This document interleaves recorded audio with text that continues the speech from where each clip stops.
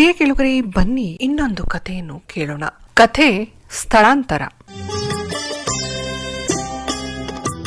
ಗಂಡ ಮಕ್ಕಳ ಇಲ್ಲದ ನನ್ನ ಶ್ರೀಮಂತ ಸೋದರತ್ತೆ ಬೆಂಗಳೂರಿನ ಅತ್ಯಂತ ಪ್ರತಿಷ್ಠಿತ ಬಡಾವಣೆಯಲ್ಲಿದ್ದ ತನ್ನ ಸುಂದರ ಸುಸಜ್ಜಿತ ಮನೆಯನ್ನು ಸಾಯುವಾಗ ನನ್ನ ಹೆಸರಿಗೆ ಬರೆದಿದ್ದರಿಂದ ನನ್ನಣ್ಣ, ದೊಡ್ಡಮ್ಮನ ಮಕ್ಕಳು ಎಲ್ಲರೂ ಇದ್ದರು. ನನ್ನ ಸೋದರತ್ತೆ ಅವರೆಲ್ಲರೂ ಒಂದಿಷ್ಟು ಹಣ ಬರೆದು ನನಗೆ ಮಾತ್ರ ಭಾರೀ ಬೆಲೆಯ ಮನೆಯನ್ನು ಏಕೆ ಬರೆದಿದ್ದಾಳೆಂಬುದು ಅವಳ ವಕೀಲರು ಓದಿದ ಉಯಿಲು ಹೇಳುವಾಗ ನನಗೂ ದೇವರಾಣೆ ಇವತ್ತಿನವರೆಗೂ ಗೊತ್ತಿಲ್ಲ. ಆದರೆ ಅವಳು ನನ್ನನ್ನು ಮುದ್ದು ಮಾಡುವಾಗಲೆಲ್ಲ ಇಳಿ ಪ್ರಾಯದಲ್ಲಿಯೇ ತೀರಿ ಹೋದ ಅವಳ ಗಂಡನ ಕಣ್ಣುಗಳಂತೆ ತಿಳಿ ಹಸಿರಾಗಿದ್ದ ನನ್ನ ಕಣ್ಣುಗಳನ್ನೇ ದಿಟ್ಟಿಸುತ್ತಾ ತನ್ನ ಕಥೆಯನ್ನೆಲ್ಲ ಹೇಳುತ್ತಿದ್ದದ್ದು ನೆನಪಾಗಿದೆ. ಅತ್ತೆಯ ಅಣ್ಣ, ಅಣ್ಣಂದಿರು, ಮಕ್ಕಳು, ಅಕ್ಕಂದಿರ ಮಕ್ಕಳಲ್ಲಿ ಶಾಂತ ಸ್ವಭಾವದ ನಾನು ಅವಳಿಗೆ ಇಷ್ಟವಾಗುತ್ತಿದ್ದೆ. ನನಗೆ ಮನೆ ಸಿಗಲು ಇದೇ ಕಾರಣ ಎಂದು ತಿಳಿಯುವಷ್ಟು ಮೂರ್ಖ ನಾನಾದವಳಲ್ಲ. ಇದು ಒಂದು ಕಾರಣ ಎಂದುಕೊಂಡಿದ್ದೆ. ಸಂತಾನವಿಲ್ಲದ ಶ್ರೀಮಂತ ವಿಧವೆ ಎಂದು ಅವಳ ಒಂಟಿತನದ ಲಾಭ ಪಡೆಯಲು ಅತ್ತೆಯ ಇತರ ಬಳಗದಂತೆ ನನ್ನಪ್ಪ ಅಮ್ಮ ಯಾವತ್ತೂ ಪ್ರಯತ್ನಿಸಿದವರಲ್ಲ. ಆಕೆಗೆ ನಮ್ಮ ಕುಟುಂಬದ ಮೇಲಿನ ಗೌರವ ಹೆಚ್ಚಲು ಕಾರಣವಾಗಿತ್ತು. ಆದರೆ ನನ್ನ ಅಣ್ಣನ ಹೆಂಡತಿ ಒಮ್ಮೆ ಏನೋ ವಿಷಯಕ್ಕೆ ಅಜಾಗರೂಕಳಾಗಿ ತಟ್ಟನೆ ಎದುರುತ್ತರ ನೀಡಿ ಅತ್ತೆಯ ಮನಸ್ಸಿಗೆ ನೋವು ಕೊಟ್ಟಿದ್ದಳು. ನನಗೆ ಅದೃಷ್ಟಕ್ಕೆ ಅಪರೂಪಕ್ಕೆ ಮಾತ್ರ ಬಾಯಿ ಬಿಡುವ ನನ್ನ ಮಾತುಗಳಿಗೆ ಕುತ್ತಿಗೆಯನ್ನು ಎಂದೂ ಅಡ್ಡಡ್ಡ ಆಡಿಸದೆ ಉದ್ದುದ್ದ ಆಡಿಸುವ ಹೆಂಡತಿಯನ್ನು ನಾನು ಪಡೆದಿದ್ದೆ. ಅದಕ್ಕೆ ಅತ್ತೆ ನನ್ನನ್ನು ತಮ್ಮ ಅಂದದ ಮನೆಯ ಗವ್ವೆಯನ್ನು ಮೌನದ ಭಯ ಹುಟ್ಟಿಸುವ ವೈಭವದ ಒಡೆಯನನ್ನಾಗಿಸಿದರು ಎಂಬ ಕಾರಣವೂ ಆಗಾಗ ಹೌದೆನ್ನಿಸುತ್ತಿತ್ತು. ಅಥವಾ ಅವಳಂತೆ ನನಗೂ ಮಕ್ಕಳಿಲ್ಲ ಎಂಬ ಕಾರಣಕ್ಕೂ ಇರಬಹುದು. ಅದಿರಲಿ, ನಾನು ಹೇಳಬೇಕಾದ ವಿಷಯ ಇದಲ್ಲ. ಬೆಂಗಳೂರಿನ ಮಧ್ಯಮ ವರ್ಗದ ಬಡಾವಣೆಯೊಂದರ ಬಾಡಿಗೆ ಮನೆಯಿಂದ ಈ ಬಂಗಲೆಗೆ ಬಂದು ಬಿಟ್ಟಾಗ ಏನಾಯಿತೆಂದು ಹೇಳುವ ಮೊದಲು ಇದೊಂದು ಪೀಠಿಕೆಯಷ್ಟೇ. ಮೊಟ್ಟ ಮೊದಲನೆಯದಾಗಿ ನನ್ನನ್ನು ಮತ್ತು ನನ್ನ ಹೆಂಡತಿಯನ್ನು ಕಾಡಿದ್ದು ಅನಾಥ ಪ್ರಜ್ಞೆ ಮತ್ತು ಕೀಳರಿಮೆ. ಈ ಲೋಕ್ಯಾಲಿಟಿಯಲ್ಲಿ ಎಲ್ಲಿ ನೋಡಿದರೂ ಇಬ್ಬರು ಮೂವರು ರಸ್ತೆಯಲ್ಲೋ ಗೇಟಿನಲ್ಲೋ ಅಥವಾ ಮನೆಯಲ್ಲೋ ಹರಟೆ ಹೊಡೆಯುತ್ತಿರುವ ದೃಶ್ಯ ಕಾಣಿಸುವುದಿಲ್ಲ. ಕೆಲವರು ಮನೆಯಲ್ಲಿರುವ ಸೆಕ್ಯೂರಿಟಿ ಗಾರ್ಡ್ಗಳು ಕೂಡ ಇನ್ನೊಬ್ಬರ ಮನೆಯ ಗಾರ್ಡ್ಗಳ ಹತ್ತಿರ ಮಾತನಾಡುವುದಿಲ್ಲ. ಈ ಏರಿಯಾದಲ್ಲಿ ಒಂದು ಕಾರ್ ಇಟ್ಟುಕೊಂಡವರು ಬಡವರು. ಗಂಡನಿಂದಲೋ ಹೆಂಡತಿಯೊಂದಿಗೋ ಮಕ್ಕಳಿಗೋ ಹೀಗೆ 3ಕ್ಕಿಂತ ಹೆಚ್ಚು ವಾಹನಗಳು ಒಂದೊಂದು ಮನೆಯಲ್ಲಿ. ನನ್ನ ಹತ್ತಿರ ಒಂದು ಸ್ಕೂಟರ್ ಬಿಟ್ಟರೆ ಬೇರೆ ಇಲ್ಲ. ಮತ್ತು ನನ್ನ ಮನೆ ಹೊರತುಪಡಿಸಿ ಬೇರೆಯವರ ಮನೆ ಯಾರೂ ನಡೆದುಕೊಂಡು ಬರುವ ನೆಂಟರು ಅಪರಿಚಿತರೂ ಇಲ್ಲ. ಈ ಇಡೀ ರಸ್ತೆಗೆ ಮನುಷ್ಯನ ಹೆಜ್ಜೆಗಳ ಅನುಭವವಾದದ್ದು ನಾವು ಬಂದ ಮೇಲೆ ಇರಬೇಕು. ಬಹುಶಃ ಈ ಏರಿಯಾಕ್ಕೆ ಆಟೋ ರಿಕ್ಷಾ ಹೊಕ್ಕಿಸಿದ ಖ್ಯಾತಿಯು ನಮಗೆ ಸಲ್ಲಬೇಕೇನೋ. ಒಂದು ದಿನ ನಮ್ಮ ಮನೆಗೆ ಬಂದವರೊಬ್ಬರು ಹೇಗಿದ್ದರೂ ಕೋಟಿಗಟ್ಟಲೆ ಬೆಲೆ ಬಾಳುವ ಮನೆ ಮಾರಿ ಮುಂಚಿದ್ದಲ್ಲೇ ಒಂದು ಒಳ್ಳೆ ಮನೆ ತಗೊಂಡು ಉಳಿದ ದುಡ್ಡನ್ನು ಬ್ಯಾಂಕ್ನಲ್ಲಿ ಹಾಕಿ ಆರಾಮಾಗಿರಿ ಎಂದರು. ತಮಗಿಲ್ಲದ್ದು ಇವನಿಗ್ಯಾಕೆ ಎಂಬ ಭಾವವನ್ನು ಅವರ ಮಾತು ಚರ್ಚೆಯಲ್ಲಿ ಹುಡುಕಿದೆ. ನನ್ನ ಸೋದರತ್ತೆ ಆಸೆಯಿಂದ ಕಟ್ಟಿಸಿದ, ಯಾರಿಗೂ ಕೊಡದೆ ಬದುಕಿದ್ದಾಗ ಈ ವಿಷಯವನ್ನು ಹೇಳದೆ ಉಯಿಲಿನಲ್ಲಿ ನನಗೆ ಬರೆದಿಟ್ಟು ಹೋದ ಈ ಮನೆಯನ್ನು ಮಾರುವುದೇ ಆಗಲಿ ಬೇರೆಯವರಿಗೆ ಬಾಡಿಗೆಗೆ ಕೊಡುವುದೇ ಆಗಲಿ ನನ್ನ ಮನಸ್ಸಿಗೆ ಒಪ್ಪದ ವಿಷಯ ಹಾಗೂ ಅತ್ತೆಯ ವಿಶ್ವಾಸಕ್ಕೆ ದ್ರೋಹ ಮಾಡಿದ ಹಾಗಾಗುತ್ತದೆ ಎಂದು ಕಷ್ಟವಾದರೂ ಈ ಮನೆಯಲ್ಲಿ ಉಳಿಯುವ ನಿರ್ಧಾರ ಕೈಕೊಂಡೆ. ಟೈಮ್ ಪಾಸ್ ಮಾಡುತ್ತಿದ್ದರೂ ಅಡ್ಡಿಯಿಲ್ಲ. ಹಾಗಾಗಿ ನನಗೆ ಮುಂಚಿನ ವಠಾರದಲ್ಲಿದ್ದಾಗ ಎಂದೂ ಕಾಡದ ಕೀಳರಿಮೆಯ ಈ ಮನೆಯಲ್ಲಿ ಬಂದ ಕೂಡಲೇ ಕಾಡಲು ಶುರು ಇಟ್ಟಿತು. ಯಾರಿಗಾದರೂ ಏನು ಮಾಡುತ್ತೀರಿ ಎಂದು ಕೇಳಿಬಿಟ್ಟರೆ ಹೇಗೆ ಹೇಳುವುದು? ಹೋಟೆಲ್ನಲ್ಲಿ ಕೆಲಸ ಮಾಡುವುದೆಂದು.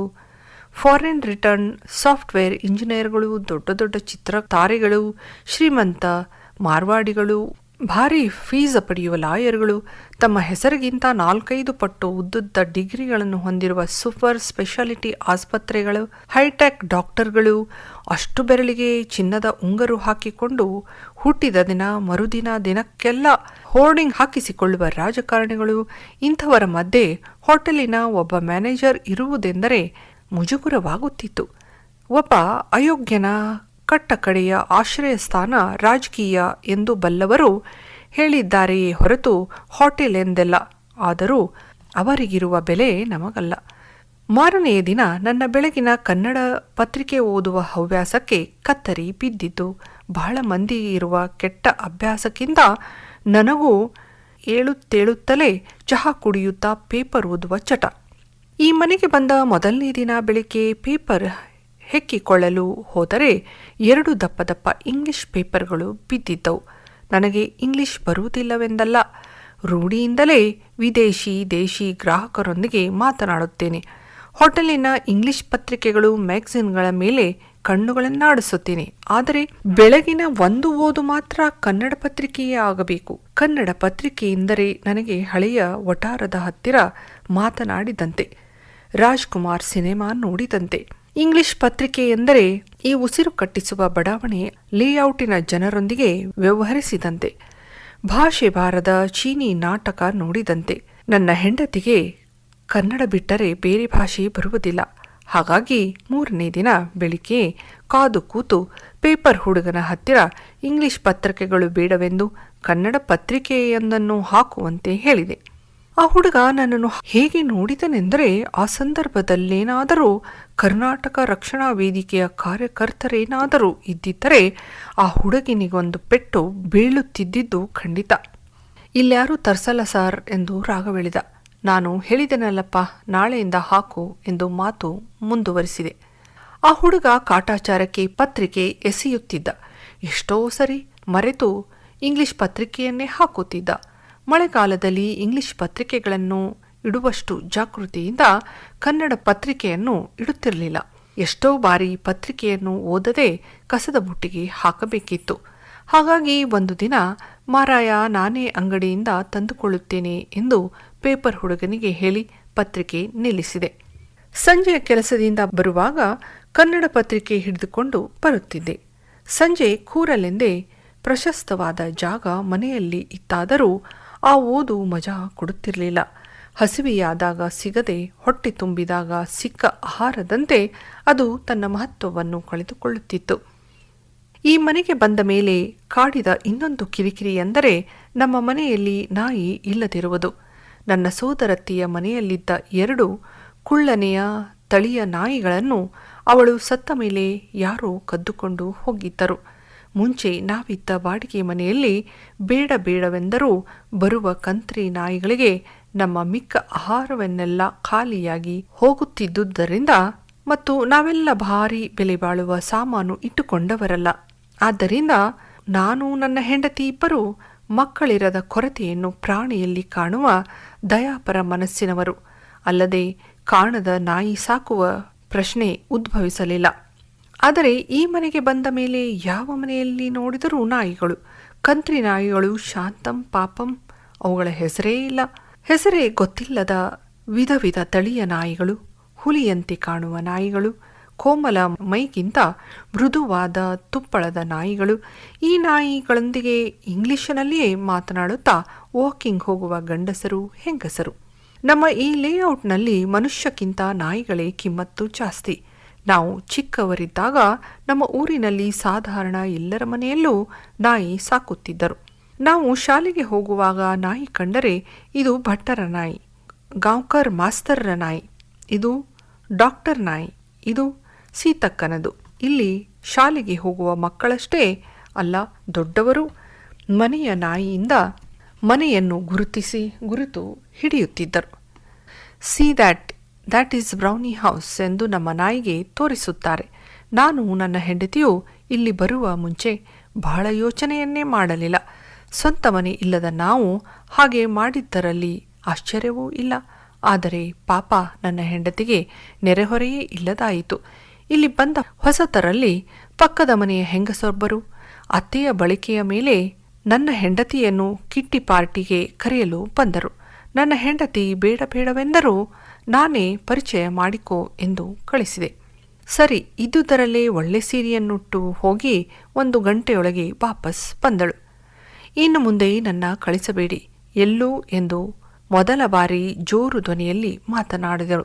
ಅಲ್ಲಿನ ಹೆಂಗಸರ ಸೀರೆ, ಒಡವೆ, ಬ್ಲೌಸಿನ ಡಿಸೈನ್, ಚರ್ಚ್ಗಳು, ಕನ್ನಡ ಮಾತನಾಡಿದರೆ ಫೈನ್ ಹಾಕುವ ಕಾನ್ವೆಂಟ್ ವಾತಾವರಣ, ಚೈನೀಸ್ ಕಾಂಟಿನೆಂಟಲ್ ಮಣ್ಣು ಮಸಿ ಎಂದು ಹರಸಾಹಸ ಮಾಡಿ ತಿನ್ನುವ ತಿಂಡಿಗಳು, ಇವಳಿಗೆ ಗೊತ್ತಿಲ್ಲದ ಪ್ಯಾರಿಸ್ ಹಿಲ್ಟನ್ನಳ ಉಡುಪುಗಳು, ನಿಕೋಲ್ ಕಿಡ್ಮನ್ನಳ ಹೊಸ ಪಿಕ್ಚರ್ಗಳು, ಹಿಲರಿ ಕ್ಲಿಂಟನ್ನನ್ನು ಸಪೋರ್ಟ್ ಮಾಡುವ ನಟನಾ ಮಣಿಯರು.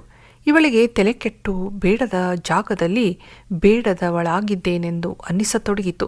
ತಲೆನೋವಿನ ನೆಪೆ ಹೇಳಿ ಸೀದಾ ಬಂದು ಬಿಟ್ಟಿದ್ದಳು. ಅವರಿಗೂ ಇದೊಂದು ಪ್ರಾಣಿ ಎಲ್ಲಿಂದ ಬಂದಿದೆ ಎಂದು ಅನಿಸಿತ್ತೇನೋ. ರಶ್ ಇರುವ ಬಸ್ಸಿನಲ್ಲಿ ಪ್ರಯಾಣ ಮಾಡಿ ಬಂದವಳಂತೆ ತುಂಡಾದ ಚಪ್ಪಲಿಯನ್ನು ಎಳೆದುಕೊಂಡೇ ಹಾಕಿಕೊಂಡು ಬಂದು ಮನೆಯ ಹತ್ತಿರ ಬಿಸುಟಿ ಉಸ್ಸೆಂದು ಕುಳಿತು ಬಿಟ್ಟಳು. ಅದಾದ ಮೇಲೆ ಆ ಮನೆಯಲ್ಲಿ ನನ್ನ ಹೆಂಡತಿ ದೆವ್ವದಂತೆ ಇಡೀ ದಿನ ಇರುತ್ತಿದ್ದಳು. ನಾನು ವಾಸವಾಗಿದ್ದ ಬಾಡಿಗೆ ಮನೆಯವರು ಈ ಏರಿಯಾಕ್ಕೆ ಬರಲಿಕ್ಕೆ ಒಂದು ನಮೂನೆಯ ಮುಜುಗುರಿ ಅನುಭವಿಸುತ್ತಿದ್ದರು. ನಮ್ಮ ನೆರೆಹೊರೆಯವರಿಗೂ ನಮಗೂ ಇದ್ದ ಇನ್ನೊಂದು ವ್ಯತ್ಯಾಸವೆಂದರೆ ನಮ್ಮ ಮನೆಯಲ್ಲಿ ಕೆಲಸದವರಿರಲಿಲ್ಲ. ಅತ್ತೆಯ ಮನೆಯ ಕೆಲಸಕ್ಕೆ ಬರುತ್ತಿದ್ದ ಹೆಂಗಸೊಬ್ಬಳು ನಾನು ಬಂದ ಸುದ್ದಿ ಗೊತ್ತಾಗಿ ಬಂದು ಯಾವಾಗಿನಿಂದ ಬರಲಿ ಎಂದು ಕೇಳಿದಳು. ಇರುವ ಇಬ್ಬರಿಗೆ ಕೆಲಸದವರೇಕೆ ಎಂದು ನಾವು ಯಾವತ್ತೂ ಕೆಲಸದವರನ್ನು ಇಟ್ಟುಕೊಂಡಲಿಲ್ಲ. ಹಾಗಾಗಿ ಅದನ್ನೇ ಅವಳಿಗೆ ಹೇಳಿದೆವು. ನನ್ನ ಹೆಂಡತಿ ಇದನ್ನು ಹೇಳಿದ ಮೇಲೆ ಪುಣ್ಯಕ್ಕೆ ಅವಳ ಸಂಬಳ ಕೇಳಿದಳು. ಅವಳ ಉತ್ತರ ಕೇಳಿ ಸ್ವಲ್ಪ ದಿನದವರೆಗೆ ಕೆಲವೊಮ್ಮೆ ಈಗಲೂ ನನ್ನ ಹೆಂಡತಿ ಅಚ್ಚರಿಯಿಂದ ಅದನ್ನೇ ಹೇಳುತ್ತಿರುತ್ತಾಳೆ. ಬಹುಶಃ ಇಲ್ಲಿಯವರೆಗೆ ಕೆಲಸದವರು ಇಲ್ಲದ ಮನೆ ಎಂದು ನಮ್ಮ ಮನೆಯನ್ನು ಗುರುತಿಸುತ್ತಾರೋ ಏನೋ ಅನ್ನುತ್ತಾಳೆ. ನಾವೀ ಮನೆಗೆ ಬಂದು 1 ವರ್ಷವಾಯಿತು. ಪರಿಸ್ಥಿತಿ ಬದಲಾಗಲಿಲ್ಲ. ನಮ್ಮ ಮನೆಯಲ್ಲಿ ನಾಯಿ ಇಲ್ಲ, ಕೆಲಸದವಳಿಲ್ಲ, ಅತಿಥಿಗಳಿಲ್ಲ, ಕನ್ನಡ ಪೇಪರ್ಗಳೂ ಇಲ್ಲ, ಮಕ್ಕಳಿಲ್ಲ. ಇಷ್ಟು ಇಲ್ಲದ ಮಧ್ಯೆಯೂ ಸಹನೆಯಿಂದಿರುವ ನನ್ನ ಹೆಂಡತಿಗೆ ನಾನು ಕೃತಜ್ಞತೆ ಸಲ್ಲಿಸಬೇಕು. ಇವೆಲ್ಲ ಇಲ್ಲಗಳಿಂದ ಖರ್ಚು ಕೂಡ ಇಲ್ಲ ಎಂಬ ವಿಷಯ ಅವಳ ಸಹನೆಯಿಂದಿರಲು ಕಾರಣವಿಲ್ಲವೆಂಬುದು ಅವಳನ್ನು ದಶಕಗಳಿಂದ ಅರಿತಿರುವ ನನಗೆ ಚೆನ್ನಾಗಿ ಗೊತ್ತು. ಆಕಸ್ಮಿಕವಾಗಿ ನಾವು ಜೋಪಡಿ ಪಟ್ಟಿಗೆ ಶಿಫ್ಟ್ ಆಗುವ ಪರಿಸ್ಥಿತಿ ಬಂದಿದ್ದರೂ ಆಕೆ ಹೀಗೆ ಇರುತ್ತಿದ್ದಳು ಎಂದು ನಾನು ಖಂಡಿತ ಹೇಳಬಲ್ಲೆ. ಕಥೆ ಬರೆದವರು ದೀಪಾ ಹಿರಗುತ್ತಿ.